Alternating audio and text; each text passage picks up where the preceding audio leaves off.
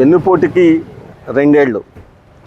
ఇది గౌరవనీయులు వైఎస్ జగన్మోహన్ రెడ్డి గారు, వైఎస్ఆర్సీపీ రాష్ట్ర అధ్యక్షులు వారు ఇచ్చిన పిలుపు మేరకు రాష్ట్ర వ్యాప్తంగా 175 నియోజకవర్గాల్లో జరుగుతున్నటువంటి ఒక నిరసన కార్యక్రమం. ఇవాళ రాజమండ్రిలో కోటకొమ్మం దగ్గర నుంచి స్టార్ట్ చేసుకుని డీలక్స్ సెంటర్ వరకు వెళ్ళాలని మార్గాన్ని భరతరామ్ గారు మేమందరం కలిసి నిర్ణయించుకున్నటువంటి కార్యక్రమం.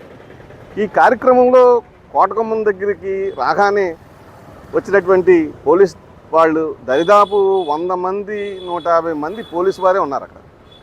దాంట్లో డిఎస్పీ, 3 సిఐలు, వీళ్ళు కలిసి 2 డిఎస్పీలు.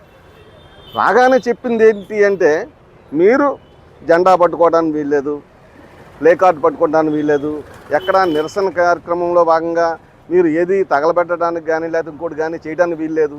ఇలాంటి అంశాలతో కూడినటువంటి ఆ స్లోగను స్టార్ట్ చేసి జెండా పట్టుకుంటే జెండాలు తీసుకుని వెళ్ళిపోయారు.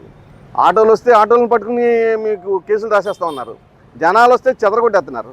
ఇది కార్యక్రమం ఏంటండి? ఇది ఇది ప్రజాస్వామ్యమా, పోలీసు రాజ్యమా?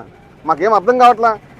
సార్ ఎమ్మెల్యే గారు, మీరు ఎంత ఇన్ఫ్లుయెన్స్ చేసి పోలీసు వాళ్ళు మా మీద గురిగొలిపితే మేము అంతగా రెచ్చిపోతాం.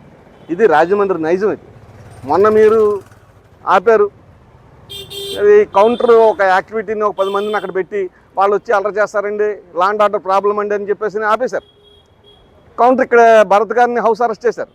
ఓకే, కాదంటలా. కానీ దానికి 4 రెట్లు జనం ఇవాళ గ్యాదర్ అయ్యి ఇవాళ 1 టౌన్ పోలీస్ స్టేషన్ వరకు వచ్చి మరి నిరసన కార్యక్రమంలో పాల్గొనడం జరిగింది.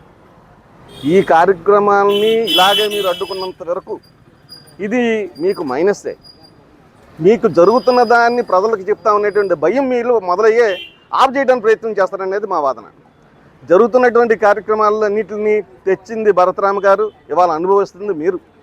అది పర్సంటేజెస్ అవ్వచ్చు, లేకపోతే ఇంకోటి అవ్వచ్చు, ఏదైనా కావచ్చు. ఇది జనాలు అనుకునేటువంటి మాటలు. ఇది మీరు కూడా మార్పు తెచ్చుకోండి. ఇలాంటి కార్యక్రమాలు జరుగుతున్నప్పుడు పోలీసు వాళ్ళని మీదపడి రెక్కేసేటువంటి పరిస్థితి.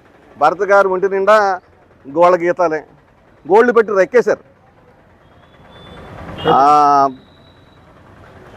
ఎవరో మన Rajini SC, Katam Rajinikanth SC leader, అతన్ని మరి వెళ్తుంటే అతను పట్టుకుని కాళ్ళు మీద తొక్కేశారు గూడుగాళ్ళతో.